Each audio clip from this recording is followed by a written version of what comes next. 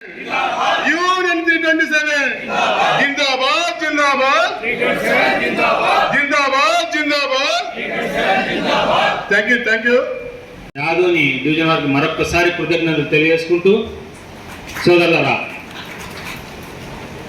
327 union అనేది గత 72 సంవత్సరం నుంచి కూడా కార్మికుల కోసం నిరంతరం కృషి చేస్తూ కార్మికులకు రావాల్సినటువంటి బెనిఫిట్స్ విషయంలో ఎక్కడ రాజీ పడకుండా చర్చల ద్వారా శాంతియుతంగాను అవసరమైతే పోరాటాల ద్వారా సాధించుకున్న విజయాలు ఎన్నో ఉన్నాయని ఈ సందర్భంగా మీకు అందరికీ తెలియజేసుకుంటున్నాను. మరి మీకు అందరికీ తెలుసు, గతంలో ఓఎన్ఎం కార్మికునికి పెన్షన్ వచ్చిందన్నా, అలాగే కాంట్రాక్ట్ ఎంప్లాయీకి సమాన పనికి సమాన వేతనం అని నినాదం తీసుకున్నదన్నా, 1998లో ట్రైపార్ట్ అగ్రిమెంటు చేసుకుందన్నా, 2007లో కొంతమంది ధర్నా పేరిట హైదరాబాద్కు తీసుకుపోయి కాంట్రాక్ట్ ఎంప్లాయీస్ను గుర్రాలతో తొక్కించిన తర్వాత గౌరవనీయులు సంజీవ్ రెడ్డి గారు ఆనాటి ముఖ్యమంత్రి శ్రీ వైఎస్ రాజశేఖర రెడ్డి గారితో మాట్లాడి రెగ్యులరైజ్ చేయించిందన్నా, అలాగే 2011 బ్యాచ్ మీరందరికీ తెలుసు, అనంతపూర్ కర్నూలు జిల్లాలో ఏ విధంగా పోరాటం చేసినది అనేది, వాళ్ళకి రెగ్యులరైజ్ విషయంలో అయితేనేమి, వాళ్ళకి ఎరియర్స్ ఇప్పించిన విషయంలో అయితేనేమి ఏ విధంగా పోరాటం చేసిందన్నా, ఇప్పుడు 2019లో జేఎల్ఎన్ గ్రేడ్ 2 గారు నియామకం మీకు జరిగిన అన్యాయం పైన మొట్టమొదటిగా గలం విప్పి మీ అందరి రెగ్యులరైజ్ చేసిన విషయంలో కూడా ముందుంది 327 అని ఈ సందర్భంగా మీకు అందరికీ తెలియజేసుకుంటున్నాను. మరి ఈరోజు విద్యుత్ సంస్థల్లో పనిచేస్తున్నటువంటి ప్రతి కార్మికుడు కూడా ఏ యూనియన్లో ఉన్నాయి, ఏ అసోసియేషన్లో ఉన్ని, అధికార స్థానంలో ఉన్ని 327 వల్ల వచ్చిన బెనిఫిట్స్ వల్లే అని ఈ సందర్భంగా మీకు అందరికీ తెలియజేసుకుంటున్నాను. సోదరులారా, చాలా కాలాతీతమైంది. ముఖ్యంగా జరిగిన విషయాలన్నీ కూడా మీకు తెలుసు. గత జేఏసీలో వచ్చిన బెనిఫిట్స్ కానీ, వాటిల్లో 327 పాత్ర ఏమనేది ఈ ఏదైతే మెడికల్ అయితేనేమి, అలాగే రిటైర్మెంట్ బెనిఫిట్స్ విషయంలో అయితేనేమి ఈ నెలలో చేస్తాం, రేపు నెలలో చేస్తామని కాలయాపన చేస్తూ ఉన్నారు. మరి ఇది కూడా చాలా లేట్ అవుతా ఉంది. చాలామంది రిటైర్డ్ అవుతున్న కాంట్రాక్ట్ ఎంప్లాయీస్ అడుగుతున్నారు, సార్ ఈ నెల ఏమైనా ఆర్డర్ వస్తుందని, కానీ రావట్లేదు. అలాగే మన జేఎల్ఎన్ గ్రేడ్ 2కి సంబంధించిన విషయంలో అయితేనేమి, వారికి అన్ని విషయాల్లో కూడా 2019 వాళ్ళు రిక్రూట్ అయిన నాటి నుంచి కూడా ఈ రోజు వరకు కూడా నేను ఇందాక చెప్పినట్లు 327 ప్రతి విషయంలో ముందు ఉంది. మరి ఏదైతే మేము పెద్దన్నలము, మాది పెద్ద యూనియన్ చెప్పుకున్న సోదరులు గత 2019లో ఒక 50-60 మంది ఒక పెద్ద లీడర్ దగ్గరికి వెళ్ళి, సార్ మా పరిస్థితి ఏం సార్ అని అడిగితే, మీరు మా ఎంప్లాయీస్ కాదు, మీరు గవర్నమెంట్ ఎంప్లాయీస్, మీరు సచివాలయ ఎంప్లాయీస్ కాబట్టి మీరు మా దగ్గర రావాల్సిన అవసరం లేదు, మా యూనియన్లో కూడా సభ్యత్వం ఇవ్వమని చెప్పిన వ్యక్తులు ఈరోజు మేమే వాళ్ళు రెగ్యులరైజ్ చేయించామని చెప్పుకున్న విధంగా ఒక వీడియో మీరు ఈ మధ్యకాలంలో చూసింటారు. మరి ఆ రోజు నుంచి కూడా 327 ఆ రోజు ఉన్నటువంటి యాజమాన్యంలో నేను ఎస్పీడీసీలో వర్కింగ్ ప్రెసిడెంట్గా ఉన్నాను. మీ రిక్రూట్మెంట్ అప్పుడు ఆ రోజు హరినాథరావు గారు సీఎండీగా ఉన్నప్పుడు చాలా విషయాల్లో కూడా వీరు మన ఎంప్లాయీసే, మనమే శాలరీ ఇస్తున్నాం, మనమే రిక్రూట్మెంట్ చేసుకున్నాం అని చెప్పేసి ఆ రోజు నుంచి కూడా వాదించాము, మీకు మాట ఇచ్చాము. అలాగే పాడేరు డైరీ ఆవిష్కరణలో ప్రమాణం చేసి మరీ మీకు రెగ్యులరైజ్ చేయించి జేఎల్ఎంగా కన్వర్షన్ చేయించినారని ఈ సందర్భంగా తెలియజేసుకుంటున్నాను. మరి ఈరోజు మీకు రావాల్సినది ఎరియర్స్, ప్రమోషన్లు వస్తాయి, ఇవ్వాల్సినదే. చిన్న చిన్న డిస్టర్బెన్సెస్ ఎక్కడైనా ఉంటాయి, అవన్నీ కూడా పెద్ద ఇష్యూస్ కాదు, అవి కూడా సాల్వ్ చేస్తామని ఈ సందర్భంగా మీకు తెలియజేసుకుంటున్నాను. సోదరులారా, అలాగే గత జేఏసీలో ఏదైతే యాజమాన్యం మాట ఇచ్చిందో 99 నుంచి 2004 వరకు పెన్షన్ సౌకర్యం లేని వారికి గవర్నమెంట్తో పాటుగా వాళ్ళందరికీ కూడా తొందరలోనే పెన్షన్ వస్తుందని అనుకుంటున్నాము. ఎందుకంటే వాళ్ళకి సంబంధించిన డీటెయిల్స్ అన్ని కూడా ఫీల్డ్కి అడిగారు. యాక్చువల్స్ రిపోర్ట్ కూడా వచ్చింది, అది మా చేతికి కూడా వచ్చింది. తొందరలోనే అది కూడా సాకార రూపకంగా అవుతుందని ఈ సందర్భంగా మీకు అందరికి తెలియజేసుకుంటున్నాను. అట్లాగే టాటా ఏఐజీకి సంబంధించి మరి మేము కూడా ఆ పాలసీ వచ్చినప్పుడు చాలా సంతోషపడ్డాం. ముఖ్యమైన అతిథి స్టేట్ రాష్ట్ర సెక్రటరీ జనరల్ ఎంఈ రాఘవరెడ్డి గారికి, మరియు డిస్కమ్ సెక్రటరీ మురళీధర్ గారికి, మరియు డిస్కమ్ ప్రెసిడెంట్ లక్ష్మీకాంత రెడ్డి గారికి, మరియు సుబ్రహ్మణ్యం అన్న గారికి, తర్వాత నంద్యాల డివిజన్ ప్రెసిడెంట్ గారికి, మరియు లక్ష్మీకాంత రెడ్డి గారికి, గుత్తి డివిజన్ లక్ష్మీకాంత రెడ్డి గారికి, నా తోటి 327 కుటుంబ సభ్యులందరికీ పేరు పేరు ధన్యవాదాలు తెలుపుకుంటున్నాను. అన్న, నేను ఆదోని డివిజన్ జెండా ఆవిష్కరణ అనేది ఏదో సింపుల్గా ఉంటుంది, ఏం పోయి జెండా ఆవిష్కరించి వెళ్ళిపోవచ్చు, ప్రశాంతంగా ఉండవచ్చు, ఇంతసేపు 3 గంటల టైం పట్టాలనుకున్నా. కానీ చూస్తే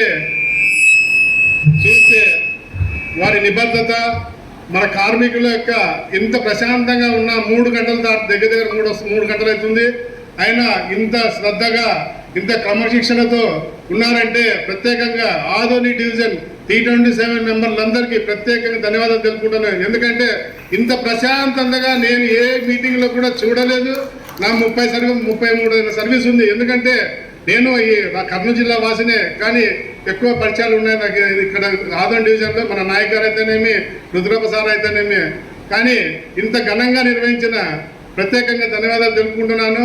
ఇలాగే మేము కూడా గుర్తులో చేశాము తిరుపతి. ఇది ముఖ్య కారణం ఏమయ్యా అంటే, తిరుపతిని ఆదర్శంగా తీసుకొని మురళీ అన్న గారు ఏదైతే చేశారో అదే కోణంలో అన్ని డివిజన్లలో జెండా ఆవిష్కరణ అనే కార్యక్రమాన్ని మొదలుపెట్టారు. ఇక మీదట ఎక్కడైనా కానీ మన డివిజన్లలో ఎక్కడున్నా కానీ జెండా ఆవిష్కరణ ఖచ్చితంగా ఉండాలి. ఎందుకంటే మన రాఘవరెడ్డి గారు చెప్పినట్లుగా మన జెండా ఎంటర్ అయితేనే డివిజన్ ఆఫీస్ జెండా ఎంటర్ అయితే జెండా చూస్తేనే మనకి భరోసా, మన ఎంప్లాయీకి భరోసా ఉంది. 327 ఒక యూనియన్ ఉంది అనేది ఒక భయపడని లక్ష్యంగా ఉండేది. ఈ కార్యక్రమాన్ని మనం ముందుకు తీసుకోవాలని కోరుకుంటూ ఈ అవకాశం ఇచ్చిన ఈ ఆదోని డివిజన్ ప్రెసిడెంట్, సెక్రటరీ, కార్యవర్గ అందరికీ పేరు పేరు ధన్యవాదాలు తెలుపుకుంటూ సెలవు తీసుకుంటాను. థ్యాంక్ యూ అన్నారు. ఎంతో కన్నుల పండుగ ఇంతమందిని చూస్తుంటే ఇంత టైం అవుతున్నా ఇంత ఓపిక, ఇంత సహనంతో ఈ కార్యక్రమాన్ని వీక్షిస్తున్నారంటే దానికి ముఖ్య కారణం మన 327 ఉన్నటువంటి డిసిప్లైన్. ఆ డిసిప్లైన్ మూలంగానే ఈరోజు ఇంత నీట్గా కూర్చొని వింటున్నారు. అదేవిధంగా ఈరోజు నేను డిసెంబర్ నెలలో ఎలక్షన్ జరిగితే డిస్కమ్ సెక్రటరీగా నేను ఎలక్ట్ అయ్యాను ఏకాగ్రీవంగా. ఆ తర్వాత నేను ఏ సభకి సమావేశాలకి రాలేదు. మొట్టమొదటిగానే మన గౌరవులు మన జగ్గయ్య నాయక్ గారు కానీ ప్రెసిడెంట్ గారు కానీ ఆహ్వానించారు నన్ను.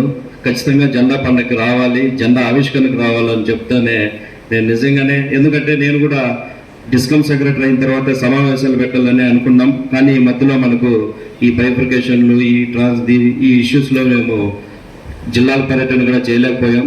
కాకపోతే మొట్టమొదటిసారిగా పిలవగానే రావాలనిపించింది. నేను మామూలుగా జెండా ఆవిష్కరణ అంటే మామూలు సింపుల్ అని అనుకున్నాను. నిజంగా చెప్తున్నాను, ఈరోజు ఎంతో చాలా గర్వపడుతున్నా. ఒక 327 నాయకుడిగా ఉండడం నిజంగా నా పూర్వజన్మ సుకృతం అని అనుకోవాలి. ఎందుకంటే ఈ కార్యక్రమంలో ముఖ్యంగా నాకంటే ముందు మన ఆదోని డివిజన్ నాయకులు ఉన్నారు, మన ప్రెసిడెంట్ కానీ సెక్రటరీ కానీ కార్యవర్గ సభ్యులు మొత్తం ఆదోని డివిజన్ ప్రతి మెంబర్కు చేతులెత్తి నమస్కరిస్తున్నాను సార్.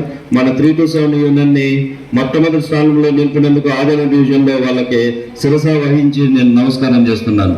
అదేవిధంగా తర్వాత మన ఇంకా సమయం లేదు, మాట్లాడుకోవాలి. కొన్ని విషయాలు అయితే చెప్పదలుచుకున్నాను. ఎందుకంటే డిస్కమ్ సెక్రటరీగా ఆడ ఏం జరుగుతున్నది అనేది కొన్ని విషయాలపైన అయితే చెప్పగలను. మీకు సమయం లేదు, అయినా 1-2 ఇంపార్టెంట్ ఇష్యూస్ అయితే చెప్తాను.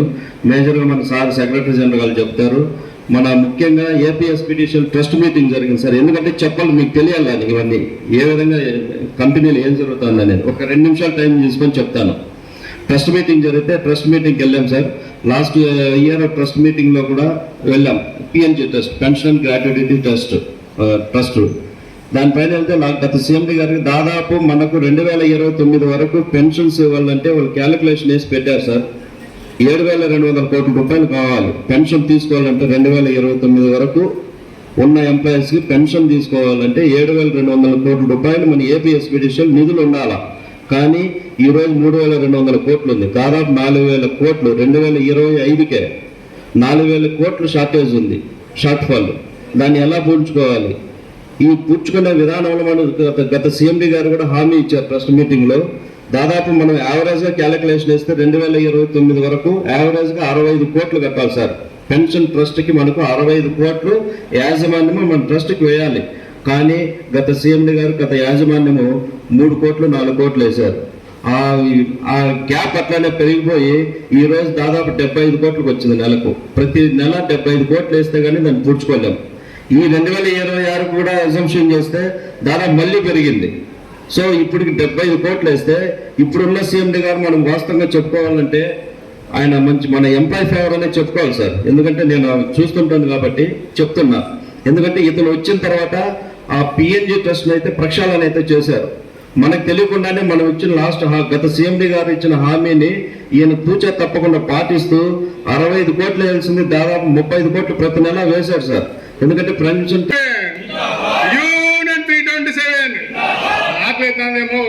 చెప్తారు.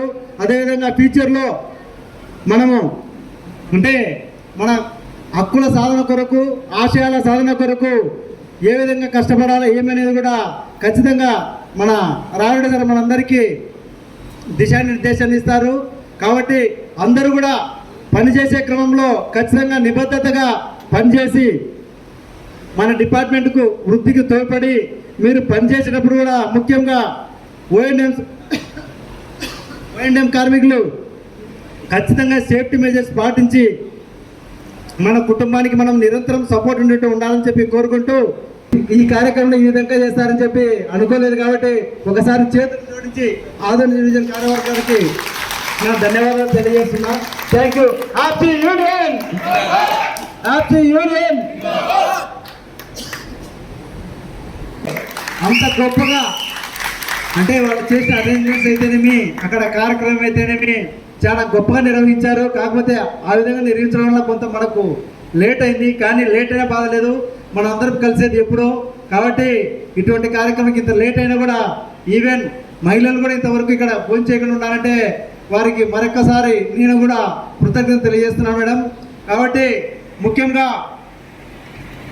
నాయకులు అంటే ఒక్కొక్క స్థాయిలో కొన్ని పనులు ఉంటాయి. డివిజన్ స్థాయిలో ఏముంటాయంటే ట్రాన్స్ఫర్స్, డిసిప్లినరీ కేసెస్ అంతే జనరల్గా. అదేవిధంగా జిల్లా స్థాయికి వచ్చేసరికి ఆల్మోస్ట్ అవే అంటే కొంత నంబర్ పెరుగుతుంది. అదేవిధంగా కంపెనీ స్థాయిలో మరియు రాష్ట్ర స్థాయిలో వచ్చేసరికి ట్రాన్స్ఫర్స్ ఇవల్ల కొంచెం చిన్న ఇష్యూస్. కంపెనీ స్థాయికి రాష్ట్ర స్థాయికి వచ్చేసరికి మెయిన్ పాలసీ మ్యాటర్స్ అంటే మన కార్మికుల యొక్క హక్కుల మనుగడ కోల్పోకుండా మనకు రావాల్సిన హక్కులను పోరాడి తేవాల్సిన బాధ్యత ముఖ్యంగా కంపెనీ నాయకుల మీద, అదేవిధంగా రాష్ట్ర నాయకత్వం మీద ఉంటుంది. అటువంటి పాలసీ మ్యాటర్లో మన రామరెడ్డి గారు మన జేఏసీలో ప్రముఖ పాత్ర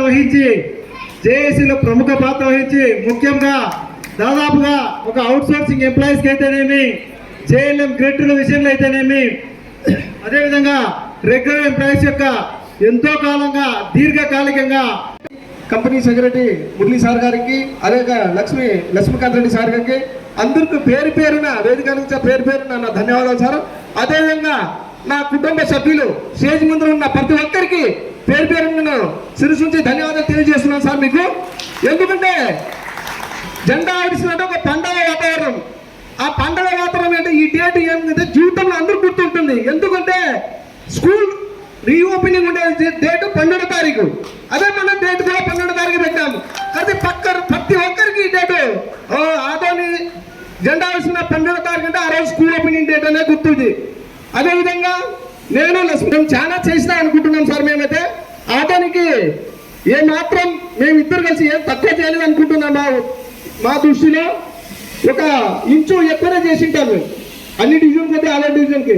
ఎందుకంటే వారు అంత కష్టపడతారు, వాళ్ళని నిలదీస్తారు కూడా. అదే డివిజన్లో నిలదీస్తారు కూడా లీడర్లని, సమస్యనే లేదు. అదేవిధంగా జెండా ట్రాన్స్ఫర్ వచ్చినప్పుడు అయితే 24 కానీ 22 చేశారు. ఎస్సీ టేబుల్ మీద పోయింది. Gautam Reddy sir Raghu sir phone చేశారు, సార్ ఇట్లా ఫైనల్ సార్ అదే యాక్సెప్ట్ చేశారు రిమూవ్ ఫర్ సర్వీసు. ఇది ఎట్లా సార్ అంటే వెంటనే నేను ఆ రోజు సెల్ పెట్టాను. రఘు సార్ నాకు ఫోన్ చేసి దాంట్లో ఇట్లాంటి సిచ్యువేషన్ అంటారు. సరే అని అప్పుడు 6 గంటలకు పోయినా డైరెక్ట్ పోయి ఫైల్ చూస్తే ఇది సార్ పరిస్థితి అంటే ఒక్కసారి అవకాశం ఇవ్వండి సార్, తప్పు చేశారు నేను వాస్తవము, ఆయన ఫ్యామిలీ రోడ్ మీద పడతారు సార్, ఆయన కడుపు కొట్టేస్తాను సార్ దయచేసి అంటే పాపం శ్రీప్రసాద్ సార్ రిక్వెస్ట్ చేస్తున్నారు. అట్లంటే ఎట్లా అంటే మీ దగ్గర 1 వారం పెట్టుకొని డ్యూటీ చేయించుకోండి సార్, వాళ్ళ డ్యూటీ కరెక్ట్ చేయకపోతే తీసేసేయండి సార్, వాళ్ళ ఫ్యామిలీ రోడ్డు మీద పడతా అంటే పాపం శివప్రసాద్ సార్ డిపోజిషన్ ఇచ్చారు.